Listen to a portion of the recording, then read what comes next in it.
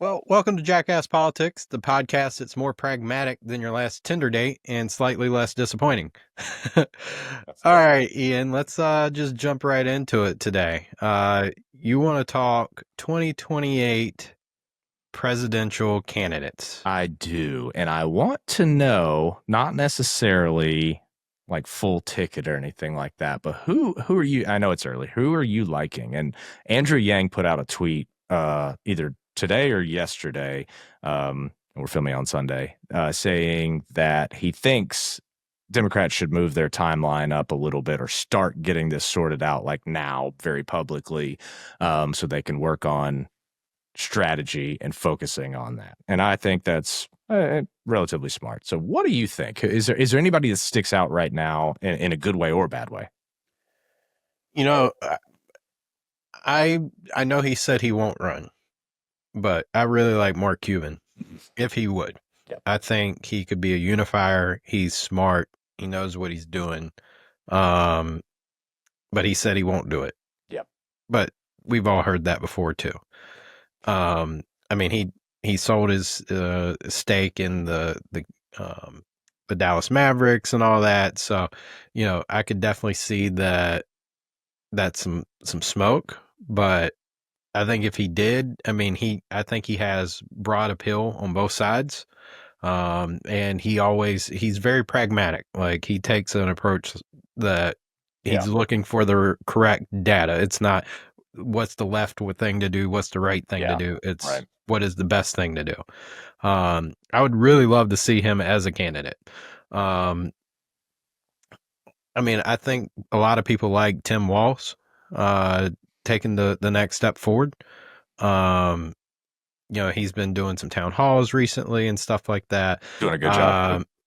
I think that's a little overly ambitious. I like Tim. I don't know. I think he was a good VP pick. They didn't use him right, but I thought he was a good VP pick. Agreed. I don't know if he's presidential candidate material. What about you? So, obviously, we're both pretty big AOC fans, despite some of her. And again, I'm going to separate this by who I think will run. I don't think AOC is a legitimate candidate for 2028 as president. I think she would be good. Primarying Chuck Schumer. Honestly, I think she would be. I think that's a great next step. I think it's a good move for her and set her up to eventually run for that.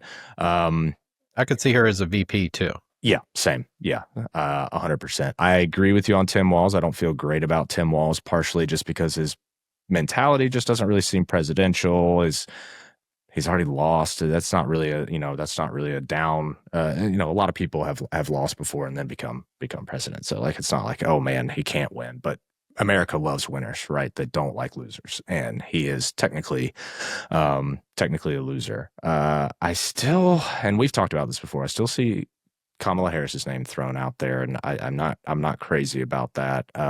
So people that I want are like Pete Buttigieg, yes, Gretchen Whitmer, AOC. Do I think any of them are electable as president of the United States in 2028? Probably not, and that's such a fucking bummer. I think Pete, I'm going to disagree with you. I think Pete really has he's the one that's kind of the exception for me, because he is just so damn good at what he does. Like speaking, he will win every back and forth with any candidate that the Republicans throw out there.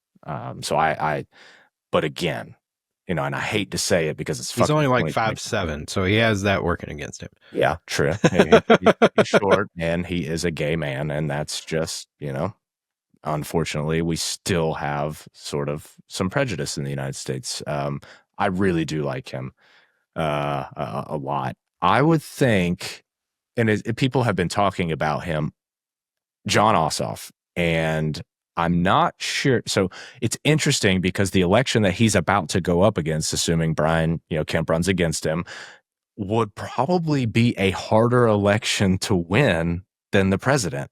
Like that would probably be the more difficult of the two, which is such a weird thing to say, because he could be one of those guys that loses, but still is able to run for, and I like him a lot. Obviously he's a good speaker.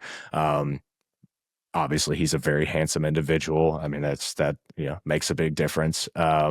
He's got good policies. He's likable. I think I think he's an underrated one, and I would get behind an Ossoff ticket. I would like to see. It would be cool if it was like Ossoff Whitmer or Ossoff AOC. AOC, yeah, Yeah. something like that. So, I mean, we have to call out Gavin's definitely going to be there. yeah, and I'll let you say what you feel about him. He's not my favorite candidate. I don't like him. I think and we've talked about this before. What policy is he known for? What's like? He just seems like a guy on the quest for the He's next. so slimy. He is. But what he's doing with his podcast, and he's getting better. I didn't like the Steve Bannon shit that he had on there. That was garbage. But having Ezra on to talk about abundance was a smart move. And he'll get better. Ezra told him to his face that like you suck. Yeah, you suck. California You're the sucks, reason man. why. And he had no answers for it either. No, like and none. Yeah, he just sits there and kind of fucking smiles and laughs it all off like he's just happy-go-lucky. I do think he would be broadly popular for people that don't really pay attention. Yeah, he would. He's gonna, because he's gonna get the people that are low information. He looks presidential. He looks like, if you had a movie on of somebody being a president, he's got the look. But at the end of the, I mean, will I support him? Reluctantly, I wouldn't be jazzed about it. No. But at the end of the day, I mean, he's going to be better than Vance, especially if we're thinking Vance might be a stand-in for Trump's third term. Right. Body up there. Yeah. But no, I mean, like he's such a hypocrite. Like he calls out like saying, "Oh, well, my administration never said Latinx or anything," but they have like this video clip after clip of him saying it, and it's like, bro, why are you just straight up lying? He has a little bit of Trump in him, man. Yeah, he is a politician through and through, and that's not a great coming thing. From a politician. That's not a great thing. Right. Let me ask you this one. So it's sort of an underrated one that people have brought up, and I think he wants to do it. He's got his messaging going pretty good. JB Pritzker, what do you think? Do you think the Democrats could elect? I've got more money than God. I mean, he's like you've already said Mark Cuban. Could they elect a billionaire, or do we hate billionaires too much? I mean, I don't think you can. He's like he is a billionaire. I think. I mean, he's an heir to what, the Marriott or one of those hotel chains. He's worth almost $4 billion, I think. Is he? I mean, I don't think of him as being like the billionaire that we are opposed to, like, right? Do everything, you take advantage of everybody, cutthroat, get ahead. Yeah, I agree. I mean, maybe some of that comes out if he gets in the primary. But I know he has a big following on Reddit, and I mean, there's like the Mongolians for Pritzker and all that. He does a good job on Twitter. What's that? He does a good job on Twitter. He responds a lot. He's always got some messaging out there, so he does a good job there as well. He's definitely got a good team propping him up. I think he honestly would be a better VP than a president. Yeah. I like him. I also don't know a lot of what he has really done. I don't know much either. Yeah, I agree. I don't know Josh Shapiro. Oh, no. We got to talk about that one. I really like what he's doing in terms of policy, and I think he would be a great, we're talking about the full destruction of the administrative state at the national level right now. Yeah. And I think if somebody had to rebuilding it properly, I think he would, given what he's done in Pennsylvania and showing how, especially I'm reading through Abundance, and they talk about, how he rebuilt the highway and the 4 days, getting it done. I think he's definitely stepping outside the box and showing that, it's better to get things done than to be stuck in process. Yeah. So that's definitely a change. Jared Polis out in Colorado. I I'll tell you what, think those two together, a huh? Shapiro Pete ticket would be insane. Or yeah. I don't know if Polis wants. I mean, he does good on Twitter, but he also really kind of stepped in it when he backed Yeah. gave a kudos to RFK, right? So I don't know what Not that's good. about. I don't get that guy's policies at all. Yeah. Let's I talk mean, but about Colorado likes him. Andy Bashir. Do you think? I Oh think wait, that's VP. He's yeah, I just think he's too too like milk Gomer toast. Powell, like just Andy Mayberry. Like he Yeah. just comes across as like a Boy Scout kind of. I don't think he's got the riz as they say these days. Like I he's agree. He just. seems just very, like I said, I very don't neat. think that he'd be having the success he did in his state if his dad was who his dad was. Yeah, yeah. I mean, he's a legacy governor, so that makes sense. And we've talked about, I already brought her up, but we talked about Kamala Harris before. She still leads a lot of the polling. That's just name ID though. I agree. Yeah, I agree. Once people start actually, announcing or showing their intentions to run, I think that changes a little bit. What do you have any pause about Kamala not really being very present right now? Do you think that hurts her? It's just weird that we're Yeah, at I this mean point where it's. we have this big, like, we're talking about messaging. We want people up front. We've got all these people doing it, and then she's like, I get fundraising emails with her signature on it, but that's pretty I much mean, I it. think she's going to run for governor of That's what California. I think. That's what I think she should do, and I think she would be good at it. I don't know. Like I did everything I could to help her get elected. I Yeah, was knocking doing doors. You were, yeah, knocking doors, giving speeches to people knocking doors yep, for, everything I could, and I gave it my all. But I, in retrospect, I mean, so much has came out on everything that they did wrong. wrong, Yeah, and I can't get past some of the stuff. same. Not being able to provide distance between your predecessor that was incredibly unliked, and Like your the loyalty to your party and this person outweighed your desire to be president of the United States. and not only that, but further enabled Donald Trump Yeah. to have a second term. Exactly. And now we're facing everything we're facing now because of that. I can't get past that.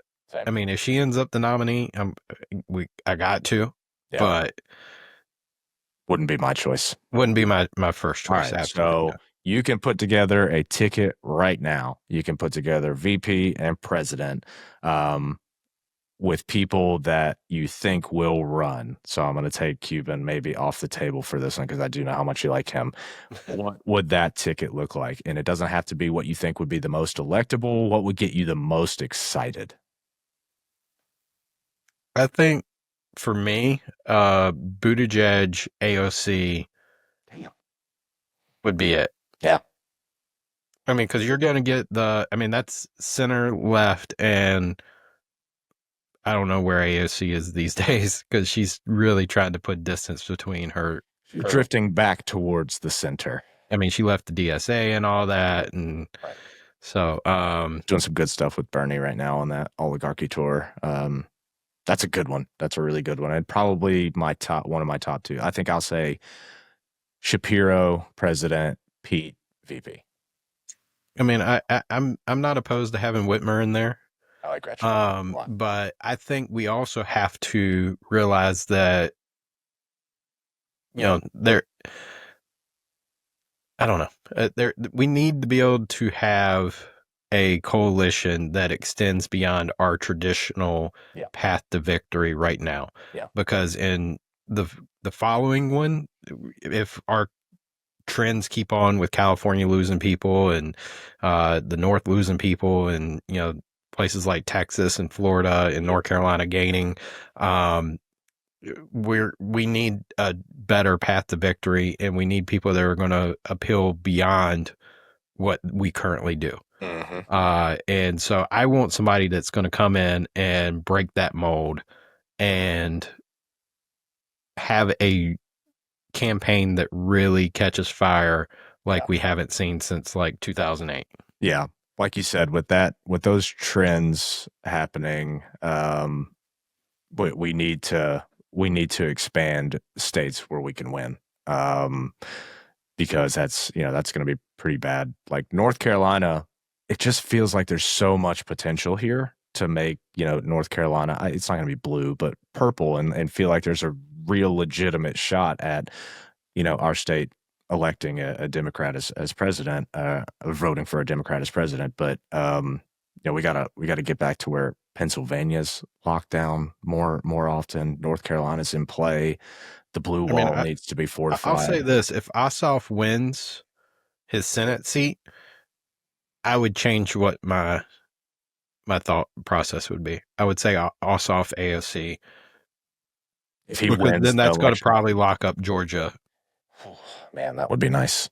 You get the blue wall plus Georgia. That's your path right there. Yeah, I like that. Ossoff ticket would be really exciting. Mostly just because all the white women would have trouble not voting for him. What do you think about Mark Kelly? You think he's gonna? I think he'll throw his name in the hat. I'm not a huge Mark Kelly fan, but I think he'll throw his name in the hat, and I think he'll give it a shot. I like him. I think he's pretty good at what he does. I don't know a ton about his policies. He's in the past he's more a little center. Yeah, he's been relatively anti-union, hasn't he? He's got that was thrown at him when they were talking about him about VP. Yeah, but I don't know. I like him. Obviously, his story is insane. The guy is just well decorated. Yeah, honor after honor after honor, and has one of the coolest lives you can possibly live. You add president to that, and that's like a person you make movies about. And but I don't know. It wouldn't excite me, but I would get behind it. And then I think Ruben Gallego. I always mess up his last name. Gallego, yeah. Right. I think he's going to make a move too. He probably will. I think that's another one. I think it's a little early. Really excite me. I think he sometimes tends to just go with what he thinks people want to hear at that moment. I'm not saying he doesn't have convictions. He's good at this messaging battle with like all the shitheads he's run against, and he's got nice one-liners and clapbacks and all that good stuff. But I don't dislike Ruben Gallego, but he does tend to have a little bit of that. Well, I think this is what the people want me to say right now. Yeah, I feel that. Any final dark horse candidate? Like if you had to pick the darkest horse, I don't know if that's really a thing, but horse, the darkest of all. Dark horse candidate. A dark horse that I think will run? But you would love to see run and would win. Man, I don't really have. Most of these are people. I don't know that he can win. I don't think it's a great idea for him to run, and I don't think he really intends to. But it would be cool to see Roy Cooper throw his name in the hat and go for it. I can't see. They're struggling to get him. He's probably going to run for senator, but yeah, I don't know that whole thing that he had where he didn't appoint like a hurricane relief czar or something that's going to come back to bite him real hard. Yeah. I love Roy. He's always been really nice. Anytime I've ever met him, made time to talk to me. I hope he does. I can't see him running for. I don't think so. No, I don't think so. But especially if he did wins want that him Senate as seat. I did want him as VP selfishly on the Harris campaign because I thought it could help deliver North Carolina because he's very well loved in North Carolina. For sure. What about I you? would say I don't. Granted, this is the darkest horse. Darkest horse. Don't think it's really going to happen, but who I think would be amazing is Taylor Swift. I mean, I could see that. Not what I expected. I mean, we were talking the darkest of horses. That Man. is the darkest of horses. Who would she run with? I mean, her and Ossoff, holy shit, or her and AOC, that would just that. I guarantee you that if she ran and she took it seriously, I mean, she's a billionaire, so she could have the money to put together a crazy team. Her soundtrack would be dope. I think if she took it seriously, that she could at least. I mean, I think that could definitely be a electoral landslide if she went. My other darkest horse, The Rock. Oh God.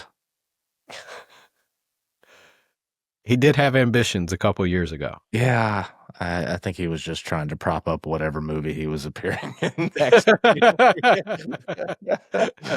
Maybe. Yeah. Which is still wild to me that The Rock knew before anybody else in America that Osama bin Laden got killed. Yeah. I still want to hear that story someday of how he knew. Yeah. But those would be my two. Okay. Now, if they ran on a ticket together, that would be hands down. They would win like every state. It's just be a giant blue country.